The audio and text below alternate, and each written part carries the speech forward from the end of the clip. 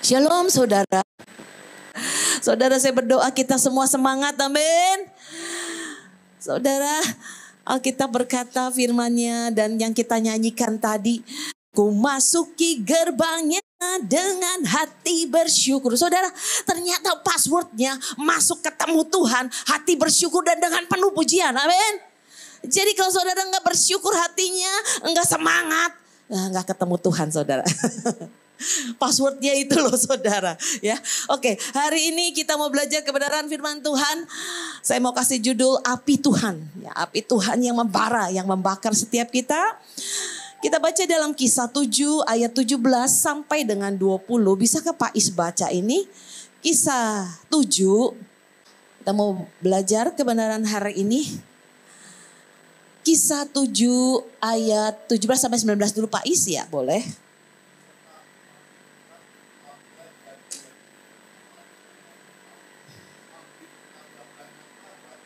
Hmm.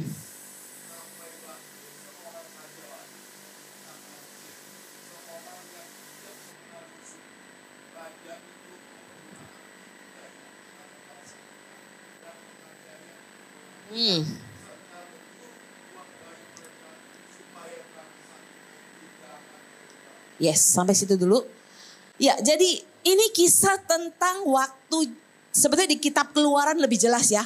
Bangsa Israel waktu di Mesir ini saudara. Jadi ini masa perbudakan yang sangat berat. Ya, di Keluaran kalau saudara baca, menurut saya sepanjang sejarah bangsa Israel, tidak pernah bangsa Israel mengalami zaman yang berat.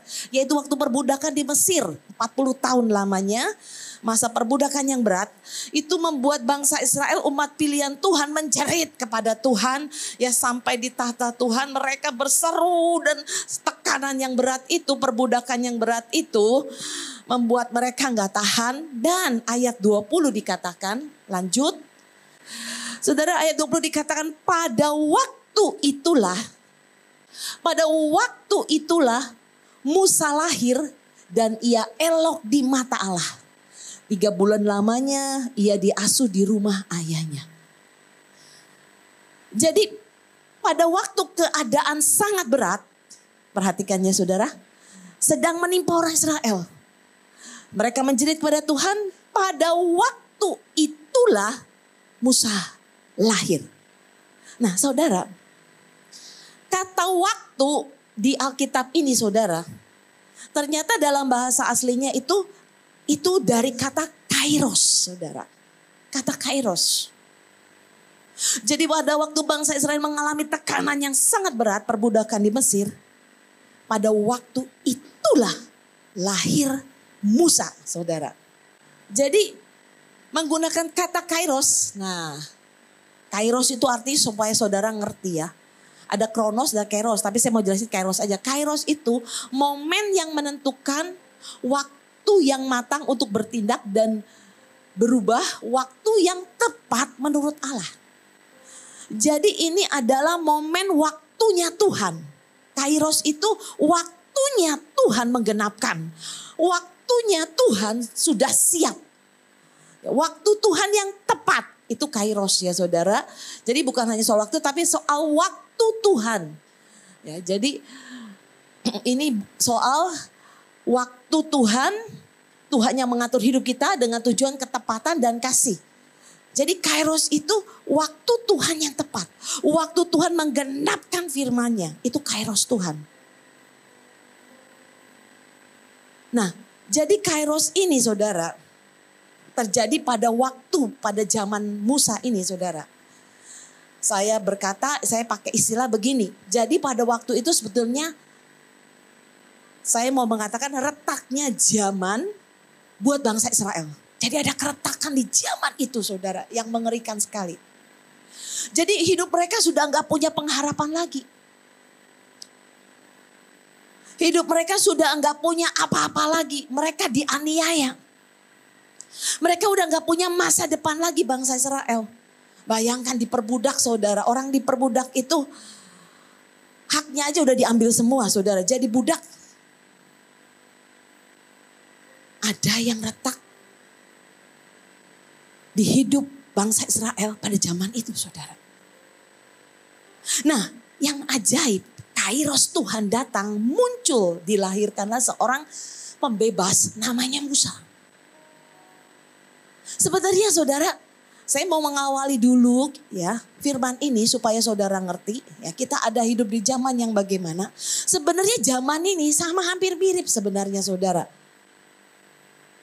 Di zaman seperti istilahnya, tapi bukan perbudakan. Karena kalau kita baca di Yesaya 60, bangkitlah dan menjadi terang sebab kegelapan datang menutupi seluruh bumi dan kekelaman menutupi bangsa-bangsa. Jadi firman Tuhan sudah mengatakan demikian saudara. Zaman hari ini itu saudara, zaman yang kalau saya bilang bukan zaman baik-baik saudara. Kegoncangan jelas ada di depan kita. Kemarin hambanya ya Pak Daud Tony cerita saudara. Nanti emas katanya kalau sudah naik di 2 juta, 1 gram 2 juta saudara. Sekarang berapa? 1,7 ya, 1,8 ya. Itu benar-benar inflasi saudara, bisa resesi saudara. Karena otomatis emas makin naik harganya, barang akan makin naik semua. Semua makanan naik semua. Kegoncangan terjadi saudara. Nembus sekarang 1,7 sampai 1,8 per gram saudara. Belum lagi baca Megatrust saudara. Terakhir ya, ini kita dengar di Bangkok. Bangkok tiba-tiba ada gempa bumi 7,7 magnitudo. Bayangin 7,7 aja udah serem banget kita lihat di videonya. Itu namanya gedung bertingkat sudah ngeri banget saudara. Sedangkan Megatrust, saudara tahu gak sih Megatrust itu bencana alam yang sangat dahsyat. Dan saudara kalau mau tahu itu pengaruhnya sangat luas, dampaknya sangat luas. Kalau terjadi Megatrust itu berapa sih? Berapa skala Richter? Berapa coba saudara? 8,7 sampai 9 lebih. 7,7 aja udah ngeri banget. Dulu di Bantul, Jogja itu 6 sekian skala Richter saudara. Temanggung bergetar saudara. Serem saudara. Itu baru 6 loh saudara. 7,7 dahsyat lagi ngeri. 9, 8,7 sampai 9. Aduh, itu tsunami besar saudara, ngeri. Dan katanya di Indonesia yang paling ngeri itu Sumatera saudara, Aceh. Nanti merembet semua sampai Jawa Tengah, Cilacap saudara. Bayangin. Jawa Tengah termasuk loh saudara. Wih saudara, ini Megatrust ngeri saudara, bencana alam. Sebab ya, saudara waktu tahun lalu sudah diadakan itu semua di BMKG itu sudah mempersiapkan semuanya saudara. Walaupun tetap manusia, mana ada yang bisa menahan semua itu. Jadi apa yang terjadi sekarang memang saudara belum seberapa sekali lagi. Tapi saya mau berkata, saya tidak menakutkan saudara. Tapi Alkitab berkata kegelapan menutupi bumi dan kekelaman menutupi bangsa. Akan ada masa kesesakan itu. Gak tahu 20 kemarin Pak Daud Tony menceritakan tentang 2035 akan terjadi. Satu pergolakan saudara. Mungkin Cina akan masuk dengan segala wadah. Pokoknya itu yang namanya. Ada banyak hal, tapi kita gak usah takut sekali lagi. Saya mau berkata, orang yang percaya kepada Tuhan akan jelas ada perbedaan, amin. Akan jelas ada perbedaan saudara. Tuhan akan membuat perbedaan yang jelas antara orang yang percaya kepada Tuhan dengan orang yang tidak percaya kepada Tuhan. Pasti itu saudara, pasti. Tetapi ketika semuanya itu nanti terjadi, saya mau berkata saudara harus memahami ini saudara. Ini tanda zaman, saudara memahami ada sebuah pintu yang terbuka untuk lawatan Tuhan dan kegerakan Tuhan akan terjadi, amin. Saya berdoa saudara, akan muncul generasi-generasi pembawa api, generasi yang membawa keselamatan, pertobatan, generasi yang menuntaskan, generasi yang menangkap hati Tuhan. Itu pasti akan muncul saudara, saya percaya itu saudara. Dan bangsa ini akan dilawat Tuhan dengan luar biasa sebelum kedatangan Tuhan Yesus kedua kali. Entahlah saya bernubuat, apakah saya tapi mengatakan dari hati saya yang paling dalam dan kerinduan saya akan Tuhan. Bangsa ini pasti dilawat Tuhan dan saya percaya sebelum Tuhan datang kedua kali. Bangsa ini dilawat Tuhan luar biasa. Karena firman-Nya harus terjadi saudara. Yang kita perkatakan, yang kita baca terus saudara. Jadi tahun depan akan ada banyak saudara.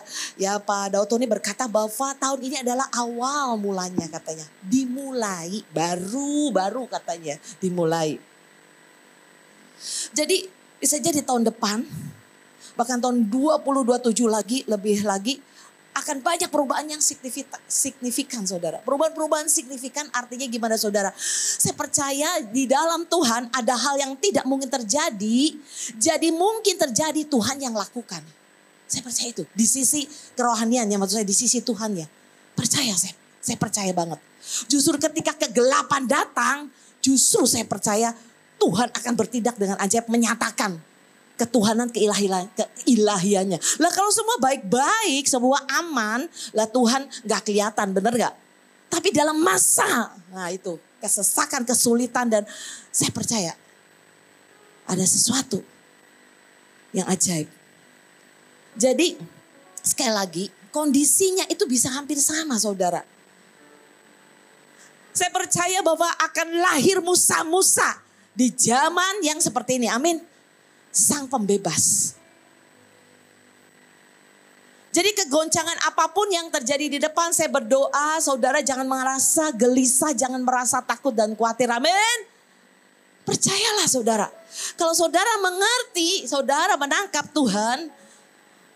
Nanti apa yang saya sampaikan hari ini saudara-saudara nggak usah takut dan gentar gelisah. Kita pasti diluputkan, amin. Nah, tapi saya mau hari ini kita belajar kebenarannya saudara. Tadi siang juga kita berdoa, apapun yang terjadi kami percaya Tuhan. Kami lihat nanti ujungnya ada sesuatu yang ajaib, ada sesuatu yang dahsyat, amin. Ujungnya ada sesuatu yang luar biasa, amin. Nah kita buka sekarang belajar ya. Jadi tadi saya menjelaskan pertama keadaan zaman ini seperti itu saudara. Ya. Dan akan terjadi saya percaya ada kairos Tuhan. Kairos Tuhan akan lahir generasi yang ajaib, generasi pembawa api Tuhan, generasi seperti Musa ya. Nah, lanjut sekarang kita belajar ya Yesaya 6.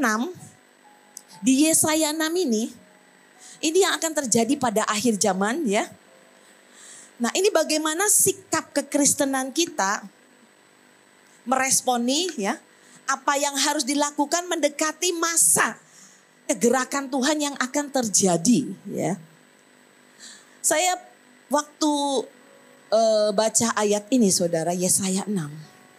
Ada sesuatu yang menggetarkan di roh saya dan saya bilang ini luar biasa banget ya. Yesaya melihat Tuhan Sang Raja dan terjadi sesuatu yang ajaib. Dulu saya belum mengerti kebenaran ini. Tapi ketika saya membaca buku, saya baca-baca, saya makin mengerti. Oh artinya ini ya. Jadi kita mau belajar melihat tanda zaman. Yesaya 6 ayat 1 dikatakan demikian. Dalam tahun matinya Raja Uzia, aku melihat Tuhan duduk di atas tahtanya yang tinggi dan menjulang. Dan ujung jubahnya memenuhi bait suci. Ih keren banget ya. Nah tapi kita mau belajar siapa sih Uzia ini sebenarnya. Dalam tahun matinya Raja Uzia. Saudara tahu tentang Uzia? Bisa dibaca ya nanti di Raja-Raja. Uzia ini saudara raja di mana yang ditolong Tuhan dengan tangan Tuhan yang kuat. Ditolong raja ini ya. Dan raja ini kemudian menjadi kuat, sangat kuat saudara. Dan tetapi Alkitab mengatakan setelah dia menjadi kuat, dia menjadi sombong saudara. Dan bahkan dia melakukan hal-hal yang merusak, melakukan hal-hal yang tidak sebenarnya tidak boleh yang dia lakukan, bukan bagiannya saudara. Jadi Uzia itu nekat, dia masuk ke bait suci, dia membakar ukupan. Nah ini tidak boleh dilakukan, sebenarnya bukan haknya dia untuk melakukan. Karena harus imam saudara. Nah jadi saudara kalau orang sudah merasa hebat, nah banyak orang kan gitu kalau sudah merasa hebat, dia merasa melakukan yang bukan bagiannya, bisa melakukan yang bukan bagiannya saudara. Dia merasa apa sih salahnya? Apa sih susahnya? Cuma membakar ukupan kok. Aku kan sudah luar biasa, aku seorang raja kok. Aku hebat kok. Wah ya dengan sombongnya seperti itu. Aku bisa melakukan apa aja kok. Nggak usah imamku lah, nggak usah yang lain. Aku membakar ukupan ini, apa susahnya? Nggak apa-apa. Nah itu saudara. Tapi ajaib hari itu ada imam-imam yang tegas dan berani dan mengkonfrontasi raja dan berkata, "Raja, engkau tidak boleh melakukan ini." Ditegur Raja Uzia marah dan detik Raja Uzia marah keluar kustanya saudara. Dan kalau saudara baca sampai hari matinya dia menderita kusta dan dikucilkan saudara. Tapi saya mau saudara belajar hal ini ya saudara. Nah, jadi sekali lagi pada waktu itu sebenarnya waktunya Raja Uzia memang kepemimpinan goncangnya pada zaman itu goncang saudara. Tapi yang saya mau katakan ini yang terjadi saudara. Alkitab berkata, aku melihat Tuhan duduk di atas tahta yang tinggi dan menjulang. Nah, kata Tuhan di sini saudara, ini artinya Adonai. Jadi ya, pelan-pelan ya, nanti saudara bisa ngerti. Jadi jadi si Yesaya itu waktu zaman matinya Uzia dia lihat Tuhan, ya. Tuhan duduk di tatanya sebagai kata Tuhan ini artinya Adonai saudara. Maksudnya sebutannya Adonai dan artinya Tuhan. Adonai itu Tuhan, Master, Lord. Ya. Nah terus Yesaya melihat Adonai duduk di atas tahta. Ujung jubahnya memenuhi bait suci. Ayat 2. Para serafim berdiri di sebelah atasnya. Masing-masing mempunyai 6 sayap. 2 sayap dipakai untuk menutupi muka. 2 sayap dipakai untuk menutup kaki mereka. Dan 2 sayap dipakai untuk melayang-layang. Nah kata serafim itu saudara. Siapa serafim ini? Kata serafim itu malaikat ya. Kata serafim itu dari kata saraf yang artinya to burn. Untuk membakar. To burn. Untuk membakar. Jadi saya percaya saudara.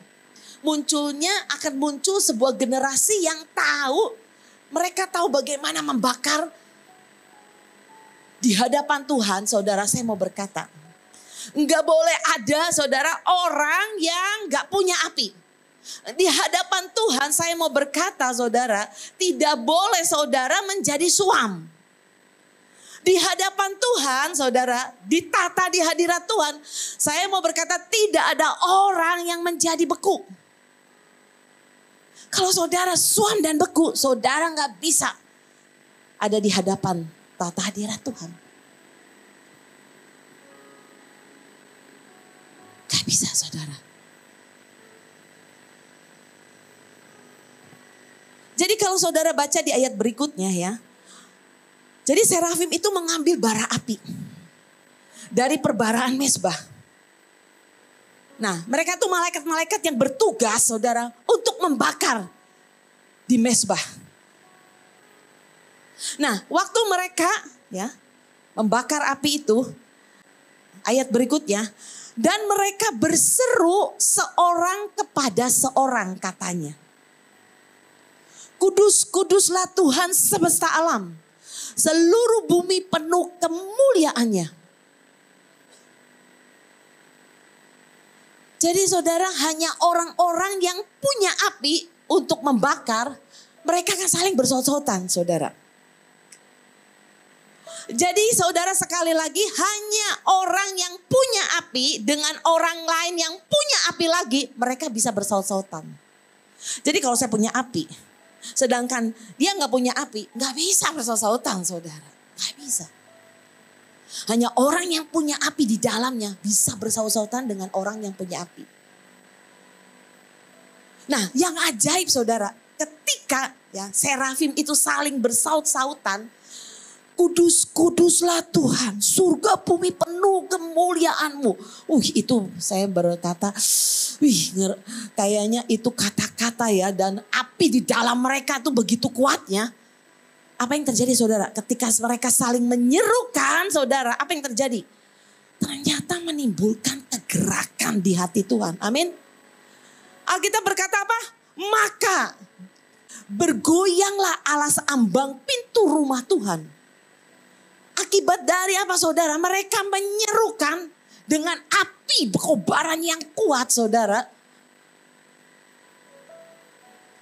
Tiba-tiba saudara, rumah ya, ambang itu bait suci di surga itu bergetar saudara. Dan asap penuh dengan asap dikatakan saudara. Bergoyanglah alas ambang pintu disebabkan suara orang yang berseru itu. Dan rumah itu pun penuhlah dengan asap. Jadi saudara, di zaman ini saudara akan muncul. Sekali lagi tolong perhatikan, akan muncul orang-orang seperti serafim ini saudara. Yang tahu bagaimana membakar. Di mana orang-orang ini punya api Tuhan yang kuat. Bicara soal kekudusan. Bicara soal hati Tuhan. Jadi ketika ada orang-orang ya saudara yang mengerti hati Tuhan. Bicara soal kekudusan. Bicara soal hati Tuhan. Bicara kerinduan. Bicara soal iman. Bicara kekudusan. Bicara jiwa-jiwa saudara. Kita berkata. Kemuliaan Tuhan akan turun saudara. Terjadi kegoncangan. Terjadi kegoncangan. Saya berdoa mengerti hal ini saudara. Kalau hidup saudara di dalamnya ada api Tuhan saudara. Yang saudara ceritakan itu tentang Tuhan saudara.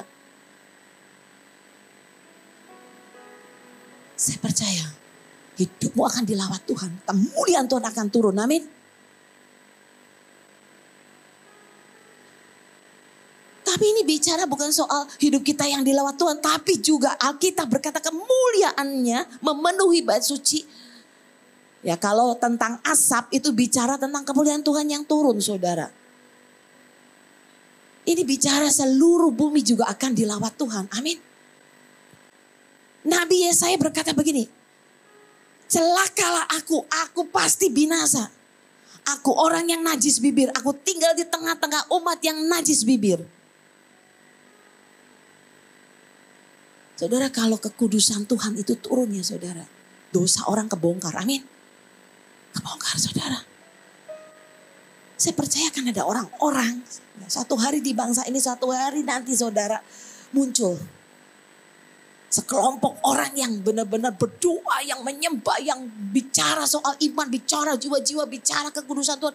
Bicara hadirat Tuhan, kerinduan hati Tuhan saudara. Dan dilawat Tuhan mereka berseru dan bersaut-sautan saudara. Dan saya percaya pada hari itu ketika kemuliaan dinyatakan saudara. Kekudusan Tuhan dinyatakan. Ya. Mungkin ya di gereja dimanapun orang bisa dilawat Tuhan. Dosa dibongkar saudara. Mungkin di gereja ada orang jahat. Orang pernah melakukan suatu apa dia bisa bertobat lari dan nangis saudara. Itu kekudusan Tuhan kalau udah datang saudara. Saudara pernah dengar atau pernah baca pernah lihat di video ada sebuah gereja lagi ibadah. Ada orang jahat mau bunuh pendetanya saudara. Itu dia bisa lari bawa pisau-pisaunya bisa jatuh saudara. Itu kalau saudara dengar dan baca bukunya Kathryn Kuhlman ya. Kathryn Kuhlman itu isinya kalau ibadah dari berbagai wilayah, daerah-daerah pada datang. Itu bisa jutaan saudara. Zaman itu luar biasa. Kebangunan rohani yang besar. Kathryn Kuhlman salah satunya. Saudara tahu yang datang dukun-dukun saudara. Dukun-dukun bertobat semua saudara. Jadi saya percaya saudara. Nah yang ajaib ya saudara. Waktu Yesaya mengatakan itu. Saudara kalau baca lanjutannya nah ini. Celakalah aku binasa sebab aku ini seorang yang najis bibir. Namun mataku telah melihat sang raja.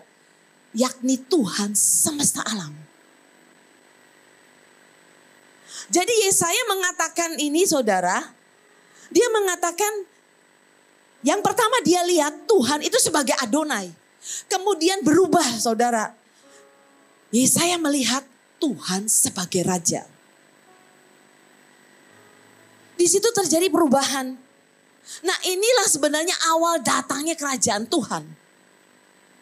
Saya berdoa kalau saudara sampai bisa di titik saudara punya api Tuhan. Saudara terus bangun ini saudara. Dan di titik saudara bisa melihat Tuhan. Maka kerajaan melihat Tuhan sebagai raja. Maksud saya melihat Tuhan sebagai raja. Kerajaan Tuhan turun. Kerajaan Tuhan datang. Jadi urutannya gini ya, tak ulangi lagi. Urutannya usia harus mati dulu. Apa sih usia itu? Saya mau jelasin dulu. Usia itu bicara apa saudara? Usia itu bicara ketidaktepatan. Usia bicara kedagingan kita. Usia bicara kelemahan kita. Usia bicara ya engkau mengerjakan yang bukan bagianmu. Ketidaktepatan. Usia bicara saudara. Dia tidak melakukan hitungan Tuhan. Dia nggak melakukan dalam pertimbangan. Dia menurut saya seenaknya ngawur. Berapa banyak orang Kristen itu sering sekali dalam tanda kutip tuh seenaknya dan ngawur saudara. Pelayanan maaf kata ada ngawurnya, enggak didisiplin mungkin. Mungkin maaf kata mengembalikan perpuluhan, mungkin hidup saudara tuh sama Tuhan enggak tahu baca Alkitabnya ngawur saudara. Usia harus mati. Harus berakhir dulu. Yang pertama itu. Kedagingan kita, kelemahan kita, mari bawa di hadapan Tuhan saudara. Apa yang menjadi di dalam diri saudara itu seperti duri. Nah ketika itu berakhir saudara. Saudara akan melihat dulu Tuhan sebagai Adonai. Nah kemudian saudara berlanjut. Saudara mengerti. Ya, saudara harus punya api Tuhan, saudara harus mengerti, tahu bagaimana membakar.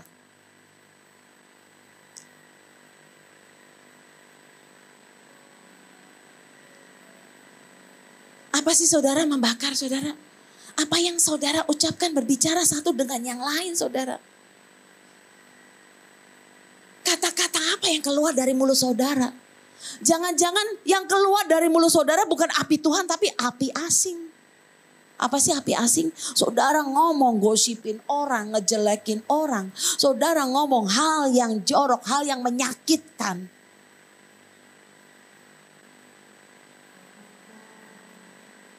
Api asing, bukan dari hati Tuhan sendiri. Saudara Tuhan mencari orang yang mulut dan hatinya ada api Tuhan di dalamnya. Jadi waktu mereka bicara keluar api Tuhan. Sesuatu yang membuat membangkitkan, memotivasi saudara. Bukan melemahkan saudara. Bukan ngejelek-jelekin, bukan nakut-nakutin. Bukan sesuatu yang bikin kita jadi hidup lebih hidup menurut saya. Membakar saudara. Ketika saudara kita ya saling terus yang satu dengan yang lain nih bersaut-sautan. Berkata-kata hal yang benar. Itu membuat kegerakan di surga saudara. Kegerakan bergoncang alas ambang pintu rumah Tuhan. Menimbulkan kegoncangan saudara. Nah disitulah ketika saudara ketika saudara kita, saudara, saya percaya saudara satu hari akan muncul. Itu di mana saya pernah baca ya, pernah lihat videonya juga. Alma Longa saudara. Saudara kau pernah lihat kebangunan rohani di Alma Longa? Itu yang namanya si wortel segini nih gedenya nih wortel pak. Wortel segede-gede gini. Wih buah-buahan bisa gede-gede semua. Terjadi dari mana? Orang-orang yang berdoa. Orang-orang yang itu di Wales juga ya. Kebangunan rohani di mana-mana yang saya baca bukunya saudara. Dimulai dari orang-orang yang bicara kekudusan Tuhan. Yang menyembah berdoa. Yang menjerit di hadapan Tuhan. Itu orang-orang sekelompok hanya gak banyak loh saudara. Bam! Terjadi kebangunan rohani di lawat Tuhan saudara. Ada api yang kuat di dalamnya. Lanjut ayat 8 ya. Ayat 8. Lalu aku mendengar suara Tuhan berkata. Siapakah yang akan kuutus dan siapakah yang mau pergi untuk aku? Maka sahutku, ini aku. Utuslah aku. Jadi waktu itu rupanya ya menurut saya Tuhan itu sedang bergumam. Siapa yang akan aku utus ya? Siapa yang mau pergi untuk aku ya? Tuhan kayaknya lagi bergumam gitu ya. kayak waktu Daud itu ketika lagi bergumam, kalau ada orang yang bisa ambil air ya itu air di sungai, di sumur perigi ya, di Bethlehem itu. Jadi ada 3 perwira yang dengan sigap lari cepat ngambil air itu, mendengar gumaman Raja Daud. Nah, yang akan aku utus, siapa yang mau pergi untuk aku, kata Tuhan.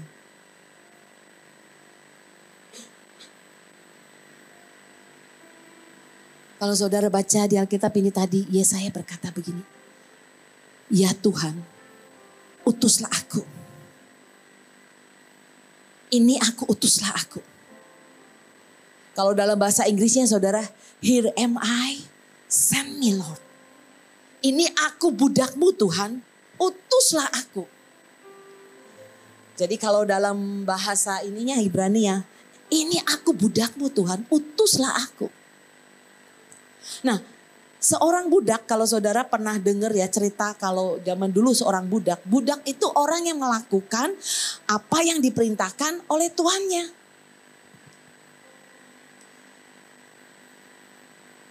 Selama ini kan kita ya saudara hidup di dalam Tuhan. Kita ini sering mengerjakan banyak hal.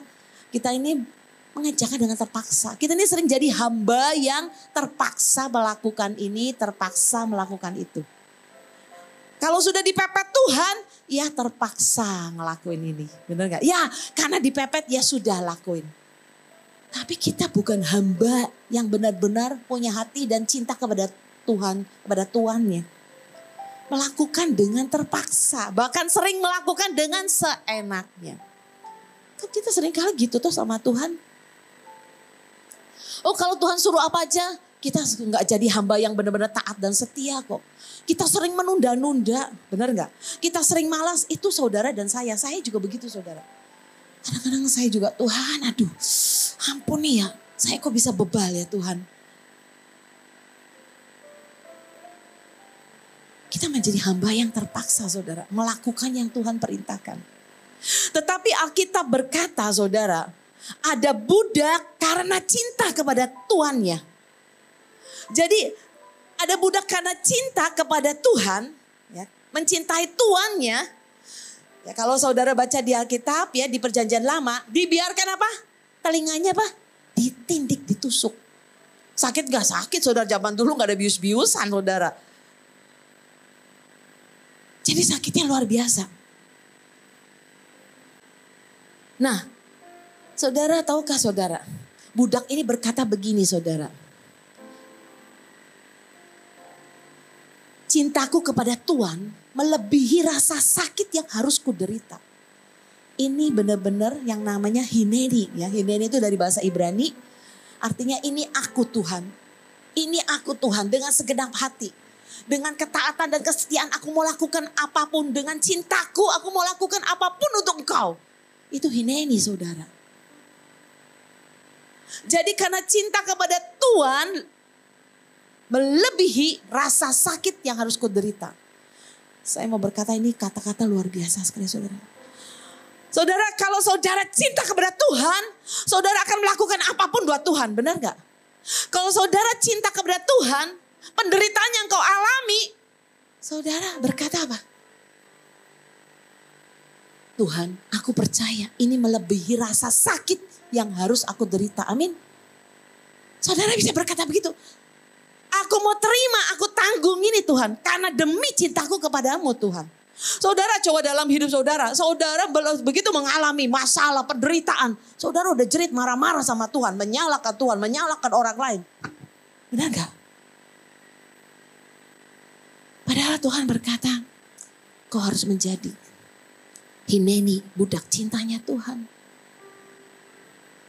Karena Alkitab berkata penderitaan yang kita alami zaman sekarang tidak sebanding dengan kemuliaan. Benar gak? Jadi kalau saudara mengalami apapun, Tuhan aku percaya Tuhan. Cintaku kepadamu Tuhan. Melebihi rasa sakit semua yang aku alami. Benar gak? Melebihi rasa sakit yang aku tanggung sekarang ini. Saya berdoa saudara mengerti ini saudara. Kita kan seringnya kayak gitu saudara. Ngomel terus sama Tuhan. Gak punya hati hamba, hati hineni. Nah, Yesaya ketika mendengar gumamam Tuhannya, siapa yang akan aku utus dan yang mau pergi untuk aku? Hati hambanya keluar dari Yesaya. Dia berkata, My Lord, ini aku Tuhan. Utuslah aku Tuhan. Ini aku budakmu Tuhan. Aku mau lakukan ini Tuhan. Saya berdoa saudara mengerti hal ini. Tuhan sedang mencari orang-orang, sekali lagi yang di dalam hatinya ada kobaran api Tuhan. Itu yang pertama.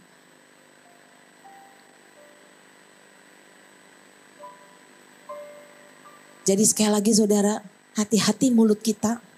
Karena apa yang keluar dari mulut berasal dari hati. Jadi jangan yang keluar api asing di mulut saudara.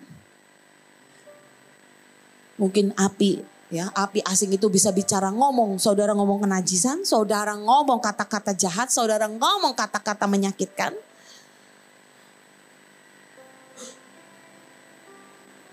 Saudara berargumentasi ya, ada orang yang gitu ngomong, kekuatan manusianya, egonya kadang-kadang muncul kan kalau sudah ribut bertengkar ya toh, mempertahankan pendapat. Itu bukan dari hati Tuhan, api asing takutnya saudara. Dan semua hal ini gak berguna. Tapi saya mau berkata, orang-orang yang punya api Tuhan tidak akan pernah mereka hidup dalam kegelapan. Amin. Orang-orang yang punya api Tuhan, mereka tidak akan hidup dalam kegelapan. Amin. Kenapa? Terang api Tuhan itu akan menyingkirkan semua kegelapan. Amin. Terang api Tuhan yang ada di dalam orang itu saudara akan menerangi semua sekitarnya. Amin. Jadi gak akan hidup dalam kegelapan. Orang yang punya api Tuhan saudara. Saudara satu hari saudara saya itu bermimpi. Gak tahu saya pernah cerita apa belum. Saya bermimpi saudara ketika itu saya itu sedang ada dalam sebuah tempat ya kayak padang gurun besar gitu ya. Kira-kira seperti itulah. Kurang begitu jelas tapi di sebuah tempat yang besar. Kemudian saya itu sedang berjalan ya. Seorang diri tiba-tiba dari arah sana ada sebuah kereta saudara. Kereta itu seperti mau menerjang saya, datang menghampiri saya dengan cepat sekali. Tapi saya melihat di kereta itu ada api saudara, ada api. Jadi dalam mimpi saya bingung, ini Tuhan apa ini bukan dari Tuhan gitu. Jadi dalam mimpi saya tuh teriak gini, Tuhan ada di mana? Saya bilang gitu. Karena saya takut itu api mau menerjang saya, itu Tuhan atau bukan. Jadi saya teriak, Tuhan engkau di mana? Saya berteriak gitu, tiba-tiba saudara. Tuhan itu suaranya terdengar dalam mimpi. Aku ada di sini. Ternyata di api itu Tuhan saudara. Dalam api itu ada suara aku ada di sini. Tiba-tiba api itu masuk di dalam saya saudara. Saudara kalau baca di kitab Yeremia. Yeremia pernah berkata begini. Ada api di dalamku. Aku berlelah-lelah menahannya. Aku gak sanggup gak tahan. Saudara saya berdoa. Hari ini kita mengerti. Orang yang punya terang api Tuhan. Yang ada di dalamnya. Dia akan mengalahkan kegelapan. Kita berkata kegelapan datang. Kegelapan menutupi seluruh bumi bangsa-bangsa loh saudara. Tapi orang yang punya api Tuhan. Kegelapan akan menyingkir. Amin. Saya berdoa ada orang-orang yang mengerti. Setelah punya api Tuhan, saudara enggak buat api itu buat diri saudara sendiri. Tapi saya mau berkata, ini orang yang tahu membakar, ini orang yang tahu bagaimana menyalakan api Tuhan kepada orang lain. Amin. Menyalakan api Tuhan untuk apa saudara? Orang-orang di sekitar saudara. Saudara tahu enggak? Kita pernah bikin lagu. Kitalah kamilah pembawa api ya, lagunya gimana saya lupa. Pokoknya gimana kitalah pembawa api lawatan. Jadi ada begitu banyak semak belukar di depan kita yang kering yang harus dibakar dengan api Tuhan. Amin. Semak belukar itu orang-orang yang belum kenal Tuhan, orang-orang yang hidup dalam kekeringan, ketandusan. Nah, kita menjadi api yang membakar mereka, saudara. Menyalakan api Tuhan dalam hidup orang lain. Amin. Nah kalau udah kayak gitu saudara, saya dengan Pak Is misalnya, api Tuhan dalam Pak Is kuat, api Tuhan dalam diri sidang membara. Saya bisa bersaut-sautan. Nah kalau doa, bam, terjadi sesuatu saudara. Alkitab yang ngomong loh, maka alas ambang pintu oleh sebab orang yang berseru-seru, orang yang berdoa, kekudusan Tuhan. Jadi saudara, lawatan Tuhan, kemuliaan Tuhan dinyatakan. Nah sesungguhnya Tuhan sedang mencari orang-orang yang seperti itu hari-hari ini sih saudara. Saudara kadang-kadang saya merenungkan firman Tuhan ya saudara. Saya merenungkan hidup ini ya. Sebenarnya ya manusia tuh cari apa sih sebenarnya? Tuhan apa sih sebenarnya yang dicari manusia saya bilang. Manusia gak pernah merasa puas. Tuhan itu kalau menolong itu begitu mudahnya sebenarnya. Seperti membalikkan telapak tangan kok. Begitu mudahnya. Tapi itulah manusia saudara. Teorinya bisa. Tapi prakteknya jauh dari bisa saudara. Prakteknya gak bisa saudara. Dengar firman semua, oh ya teorinya. Tapi prakteknya gak bisa. Coba firman Tuhan ya disampaikan. Saudara mengampuni, lepaskan pengampunan walaupun sangat sakit. Ya teorinya seperti itu. Prakteknya susah gampang? Susah saudara.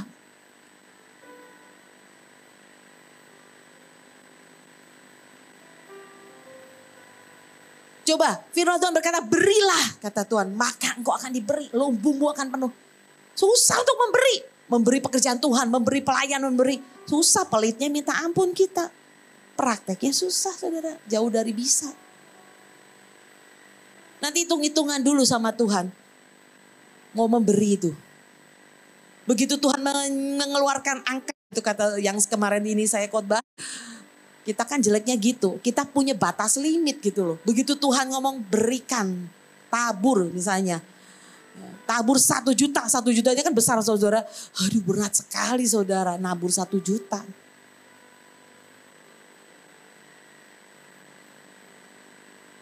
Imannya kelihatannya berkobar-kobar ya. Wah kalau dengar firman, yes gitu ya. Tapi seringkali gak jadi kenyataan tuh. Kita sering begitu. Karena apa sih saudara? Kita ini terlalu banyak kedagingan kita saudara. Serius bener. Itu masalahnya saudara. Kedagingan kita itu.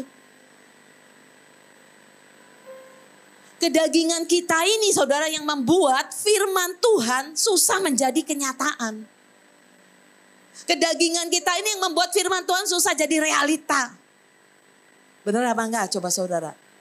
Karena daging kita.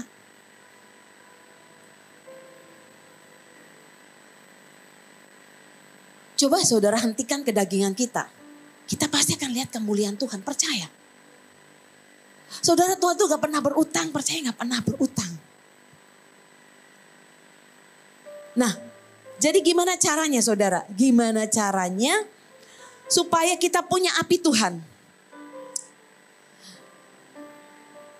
Nah, di dalam ini ayat tambahannya. Saudara buka di rumah aja lah. Wahyu 2 ayat 4 dan 5. Ini adalah ya firman Tuhan yang diberikan pada Yohanes di Pulau Patmos. Yohanes bernubuat dan berdoa untuk jemaat Efesus saudara. Jadi Tuhan mencela jemaat Efesus.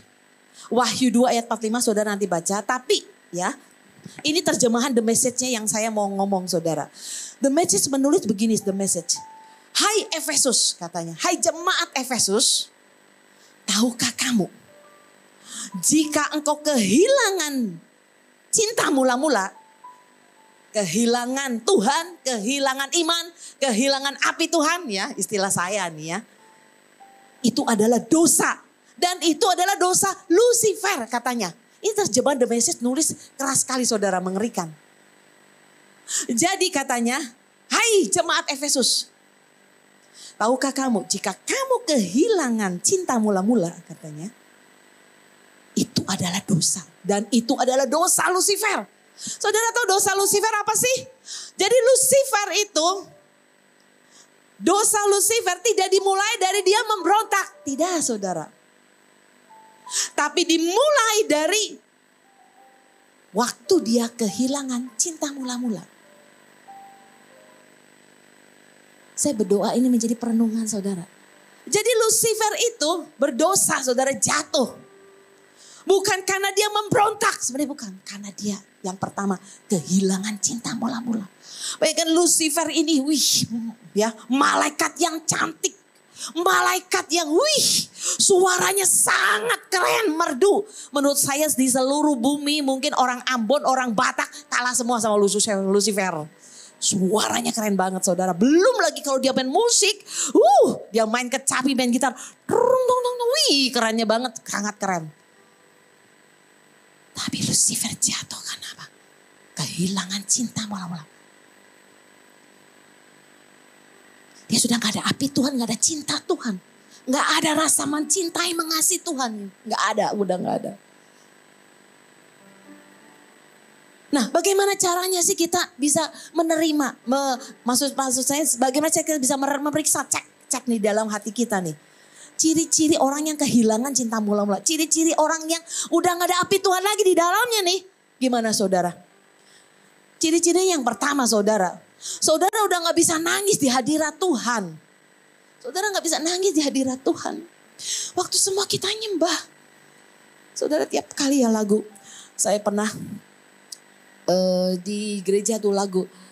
Kau terbesar dan mulia. Itu lagu ya. Tiba-tiba saya bisa merasakan bergetar tubuh saya. Bisa merasakan kebesaran Tuhan. Bisa ada sukacita saudara. Pernah gak sih nyanyi kayak gitu saudara, nyembah. Waktu nyembah saudara tiba-tiba Tuhan itu datang. Cuman lagunya God is so good. Worship leader nyanyi dengan biasanya. God is so. Saya bisa nangis saudara. Tuhan engkau baik. Engkau baik. Gak ada yang salah. Gak ada yang salah di dalammu. Engkau sangat baik Tuhan. Tapi kalau saudara gak merasakan hadirat Tuhan. Lagu-lagu penyembahan, lagu-lagu apapun. Hati-hati saudara. Saudara gak ada api Tuhan di dalamnya. Saudara bisa jadi kehilangan Tuhan. Kehilangan cinta mula-mula. Kalau Alkitab terasa membosankan. Bikin ngantuk, bikin capek, bikin males. Hati-hati.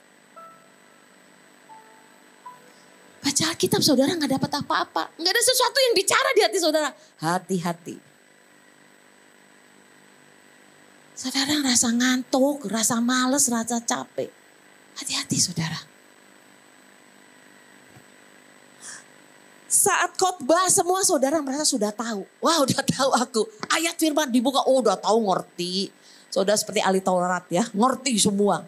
Hati-hati saudara.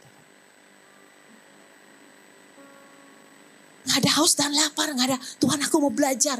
Terus buat aku mengerti. Lo belajar di dalam Tuhan tuh gak ada habis-habisnya saudara. Pewahyuannya sangat banyak, sangat hebat, sangat luas. Dibuka lagi. Satu ayat aja bisa pewahyuannya bisa macam-macam saudara pengertiannya. Saat pelayanan jadi beban dan rutinitas. Main keyboard, harus Senin ada persekutuan doa, kok males ya, hujan lagi. Pelayanan, kebaktian, rasa beban, rasa berat, rasa rutinitas semuanya.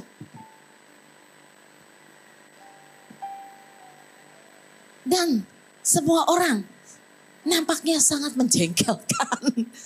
Hati-hati saudara. Rasanya kok jengkel ya sama orang itu. Rasanya kok gampang apa-apa tersinggung apa-apa. Hati-hati. Saudara, kehilangan Tuhan, kehilangan api Tuhan. Kok orang bikin jengkel terus ya. Tuhan ampuni Tuhan. Ketika kita jadi hakim. Suka mengkritik, suka menilai, ngomongin orang, gosip orang. Hati-hati. Saudara gak ada api Tuhan di dalam saudara. Saudara kehilangan Tuhan.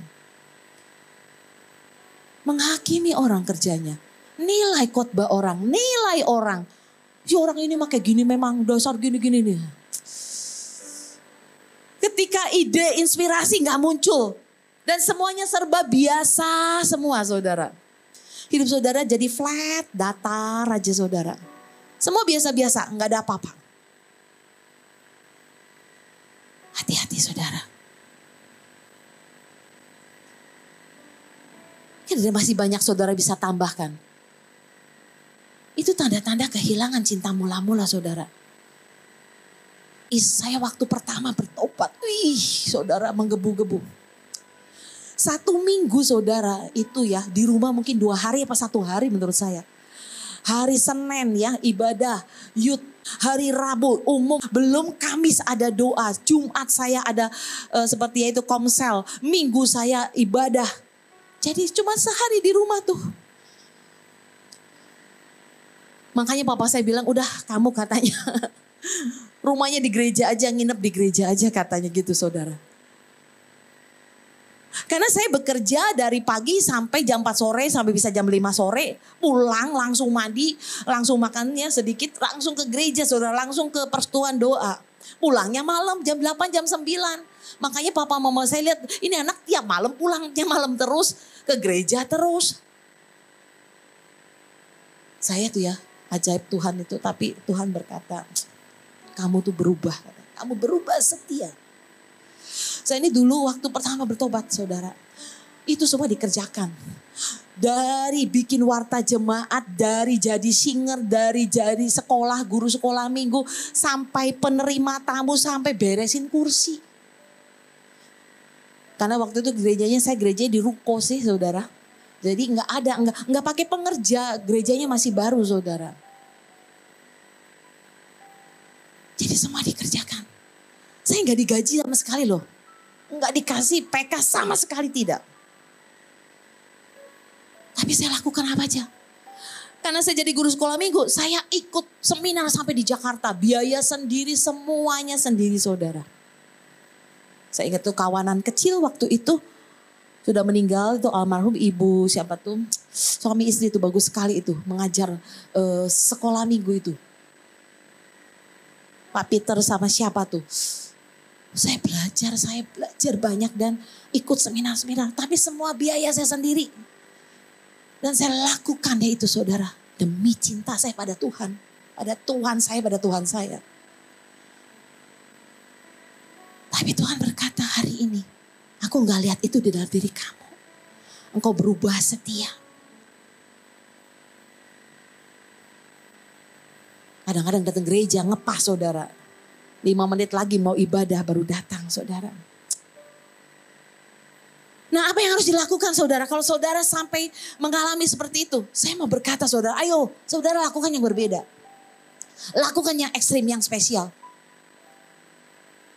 Cari Tuhan sampai saudara di dalam bisa merasakan cinta Tuhan bergetar di jantung rohani saudara. Coba gimana caranya? Saudara bisa ya, saya kalau udah saya mau ngecas ke Tuhan nih ya. Saya akan duduk diam. Tanya Pak Petrus, duduk lama di ruang doa saya. Dengerin lagu penyembahan, baca buku, baca Alkitab, baca buku rohani saudara. Makan itu saya saudara semua.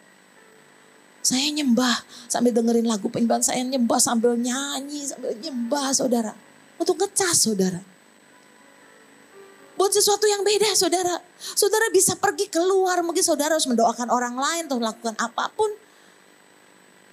Kadang-kadang saya ya kalau udah gak ada apa-apa saya bisa berteriak, saya nyanyi teriak saudara. Saya teriak-teriak, saya memperkatakan firman, saya berbahasa roh. Kadang-kadang kalau malam aja mau tidur saudara, saya suka begitu saudara.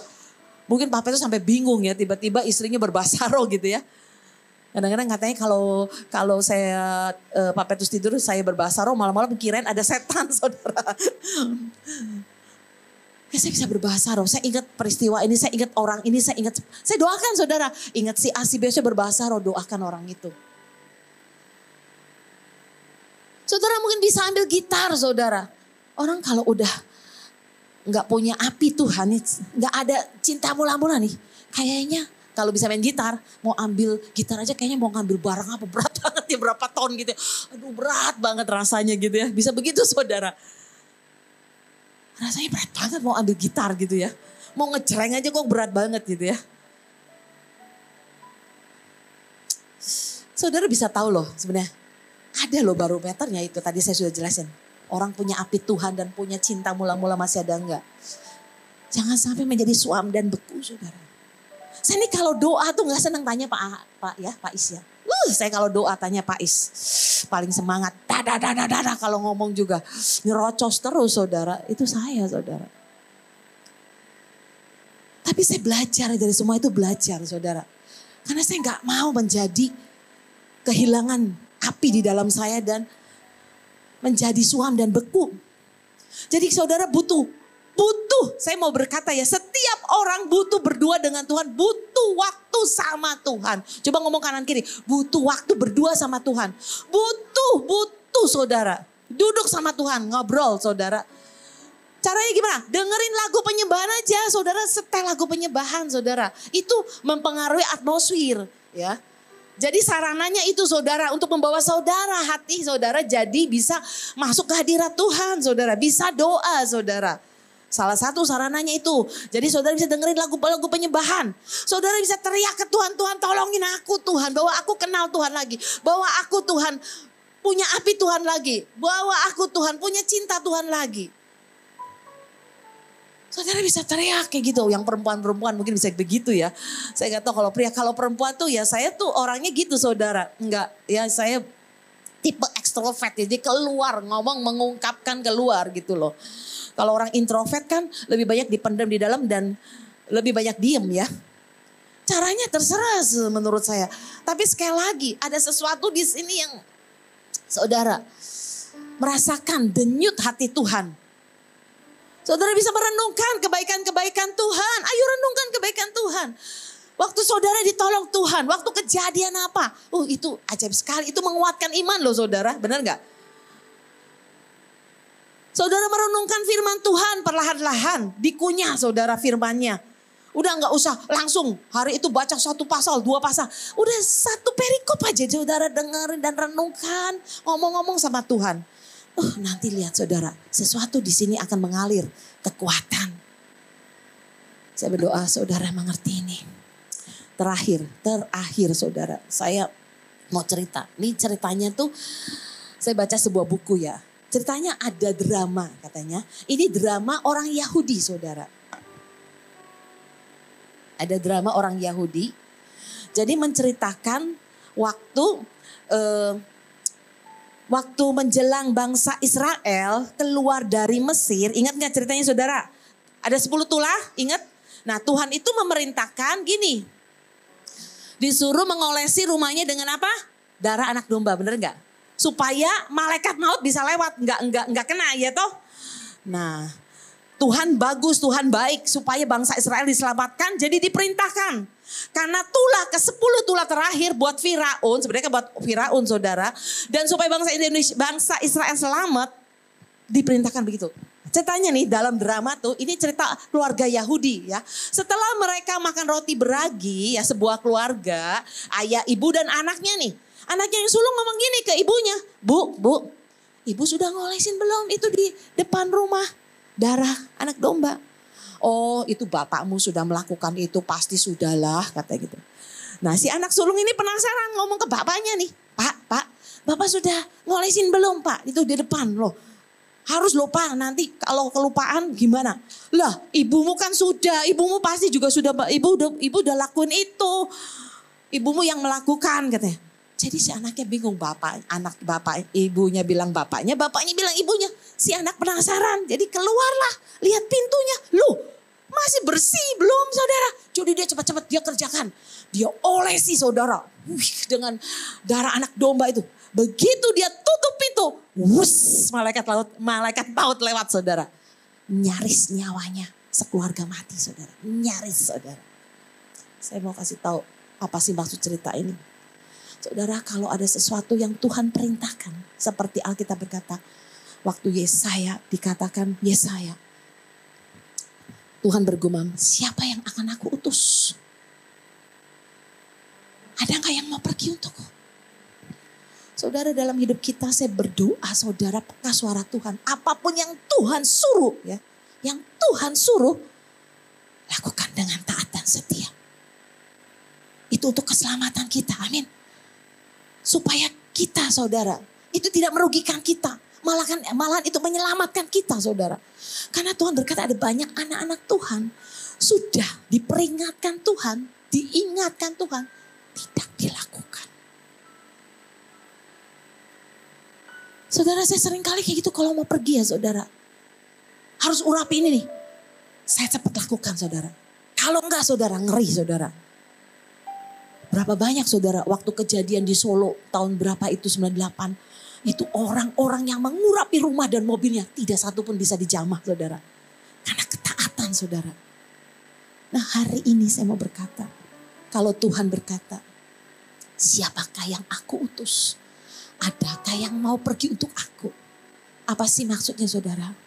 Saudara, hari-hari ini kami ini pergi ke bangsa-bangsa, ke pulau-pulau saudara. Saya mau saudara hari ini berdoa. Saya tuh waktu siapin firman ini, tiba-tiba Tuhan bicara bahwa mereka untuk berani katanya memberikan persembahan. Jadi persembahan hari ini untuk dana misi. Untuk dana misi. Karena kita masih butuh dana misi saudara. Pergi ke pulau-pulau dan ke bangsa-bangsa. Saudara, kalau saya doain orang-orang yang ke pulau-pulau bangsa-bangsa. Wih, hati Tuhan membara. Hati Tuhan itu, wih. Tuhan berkata pergi. Itu NTT Tuhan berkata mengerikan. Gereja-gereja suam Tuhan bilang. Gereja-gereja liturgi semua. Pendeta hamba Tuhan berkata, ditegur. Tuhan firman-Nya ngomong gini. Saya sampai bingung saudara. Wih. Belum lagi NTB. Itu ada garis keras Tuhan bilang. Belum lagi yang pulau-pulau lain. Belum lagi yaitu bangsa-bangsa saudara. Bangkok saudara, Thailand itu negara ngeri. LGBT dilegalkan. Jelas kalau saudara nonton di TikTok, di Instagram, LGBT nikah. Saya lihat itu. Masa mamanya perempuan bawa anaknya laki. Yang satu lagi mamanya laki bawa anak lakinya digandeng. Satu lagi mamanya anak laki yang ini digandeng. Ditemuin laki sama laki saudara. Gila gak saudara? Aduh Tuhan, aku sampai... Belum lagi penyembahan berhalanya saudara di Bangkok saudara. Serem banget saudara. Ini baru Bangkok, belum negara lain saudara. Tuhan benci sekali penyembahan berhala. Tuhan, lihat itu. Itu kenajisan saudara. Saya mau saudara, hati saudara ada di bangsa ini. Hati saudara ada di bangsa-bangsa. Ada di hal-hal yang seperti hati Tuhan. Mari berdoa. Kiara lapashi di kiri. Kihara lapashi di kiri. Ika papapatas di. Saya berdoa roh Tuhan benar-benar menyadarkan dan membawa saudara. Shikara lapashi di kiri. Sekali lagi bukan soal nilainya. Saudara bisa memberikan mungkin 10.000, 50.000, 100.000. Tapi hineni saudara berkata, Tuhan aku memberikan ini karena cintaku kepadamu Tuhan. Saudara, saya ini sangat-sangat mencintai Tuhan. Apapun dalam hidup saya, kalau Tuhan mau apapun saya berikan saudara. Tuhan suruh nabur misalnya 100 juta. Saya tabur 100 juta saudara. Tuhan suruh nabur berlianmu, emasmu semuanya. Saya tabur emas saya sama papetus sama cincin semua udah ditabur semua saudara. Apapun saudara. Tapi saya enggak menantang saudara seperti itu. Tapi sekali lagi saya mau berkata. Biar api Tuhan yang pertama turun dalam hidup kita. Yang kedua saudara. Saudara menjadi hamba hineni.